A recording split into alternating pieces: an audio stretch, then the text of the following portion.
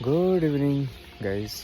এটা হলো আমার বাড়ির সামনের জায়গা, সুন্দর জায়গা। আশা করছি তোমাদের সকলের ভালো লাগবে। আমার বেশ পছন্দের জায়গা। এখানে এসে বসলে আহ, মনটা একদম শান্ত হয়ে যায়, মনটা একদম জুড়ে যায়। তোমার দেখো খুব ভালো লাগবে।